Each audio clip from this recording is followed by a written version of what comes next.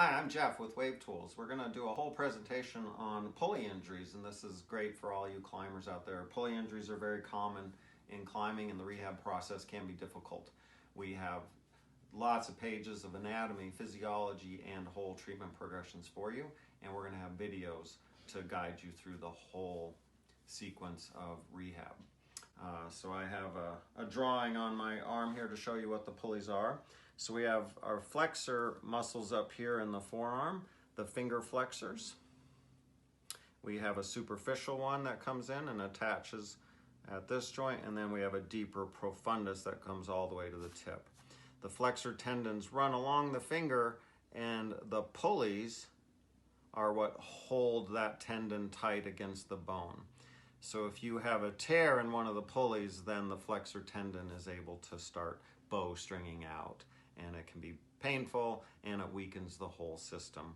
So it's very critical for climbers to rehab this efficiently and effectively and end up with a strong pulley at the end of it.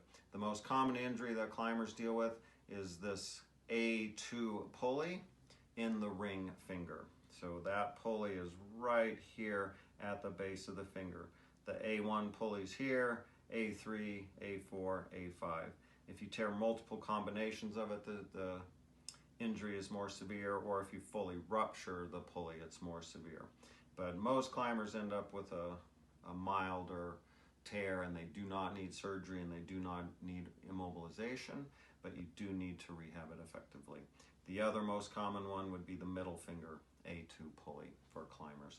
So go to our website, and we have the whole program listed out for you, and all the videos are available for you there. It's very important to do tendon glides after you've injured the pulley. Since the tendon runs right through that pulley, you can get some scar tissue that forms and adheres to the tendon, or the whole system can just get a little gummed up and won't run smoothly. So tendon glides will just keep it running nice and free and even promote some healing with some movement there. So we want to move the tendon through all the joints individually. So we've got the first, second, and third joints in the finger. So we want to try to run the tendon through each of those individually. So we would do the first one. They call that just making a tabletop, or they call it the duck. Do 10 of those. Now we want to try to move that middle joint. So just move that middle one. Now combine it. So we want to do the middle one and that first one. Middle and first. Do about 10 of those. Now we want to add this end joint in. So just try to curl everything up and make a fist. 10 of those. It's super helpful to start using your wave tool early on after the injury. The wave tool will help bring some blood flow to the area, it'll help clean out waste products, and it'll help to desensitize that tissue a little bit. Later on in the recovery, it's good to be a little bit more aggressive with it, and you can start breaking down any unhealthy scar tissue that is forming, or any clumps of scar tissue, and you can help break that down and end up with a healthier alignment of collagen. For people who have sustained pulley injuries a long time ago but are still having problems with them, then the wave tool is a really good way to kind of stimulate a new healing response and get some healthier tissue. So to start, we want to hold it upside down in what we call that pistol grip position, and then you'll have this notch available. So you can start running your finger right through that notch, and there's edges on either side here.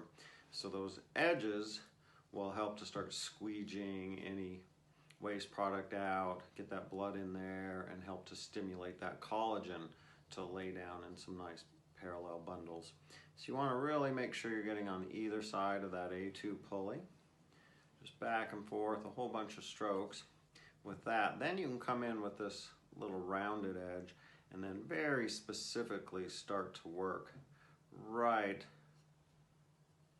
on the edge of that A2 pulley, both sides of the finger. And if it's early in the recovery, you'd want to be very gentle, very minimal pain. If it's an old injury, or you're several weeks into your recovery, then you can start to be more aggressive. And if you feel any like little bumps and catches and crunchy areas, then it's good to work on those a little extra. So spend quite a bit of time right on either side. The patients that come in and see me at the clinic, I really spend 10 or 15 minutes of the appointment really getting in and fine-tuning on different areas that I feel in there. So work on that. Then it's good to work through the palm a little bit. You could just use the large blade edge just to make sure that tendon is all smooth in there. You can also use the underside of that disc, work all along the tendon, and then it's good to work through all those forearm flexors where the muscle is for the flexor tendons. So I would work it all the way up.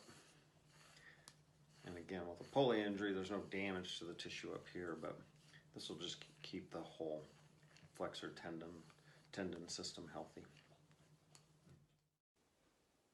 After you've made it through the inflammatory stage, it's time to start applying a little bit of load to the healing tissue, to that Pulley and to the flexor tendons running through it. So I usually like my patients to start with isometrics. A great way to do isometrics is with this tension block. This thing is awesome, and we'll also use it throughout our rehab process. So these things are really worth using. You could also use just the edge of your countertop or the edge of the kitchen table or something. So with this block, I'm going to use the biggest flat hold, this 20 millimeter. And that allows us to be in a nice open grip position or half crimp. You do not want to be doing full crimping. If we get into that full crimp position, that puts tremendous loads on the pulley, and we want to avoid that right now. So we're going to use all 4 fingers on the largest 20 millimeter flat hold, open grip position, and just start pulling. And right when you start to feel a little bit of pain, then just ease it off, just that little bit. And now hold that for 5 seconds, and then release. So then pull, feel a little bit of pain, ease it off just a little, hold for 5 seconds. So do 5-second hold, 5 repetitions. Now go to 3 fingers. So we're going to use the same hold, that same open grip position. And start pulling. When you feel a little bit of pain, just ease it that little bit, and you'll start getting the feel for that. And hold it for 5 seconds, 5 repetitions. Now we're going to go to just 2 fingers. And with the block, I can go to the nice 2-finger pocket. So we're going to use the injured ring finger and the middle finger. And you probably won't be able to pull very hard, so very gentle. So right when you feel that little bit of strain, just ease it off, and then try to hold that for 5 seconds, 5 repetitions. So you're going to do all 3 combinations, 4 fingers, 3 fingers, 2 fingers. 5-second hold, 5 repetitions for each, and you're going to do that 5 times a day on the days that you do the exercise. So go to our website, and we have the whole program listed out for you, and all the videos are available for you there.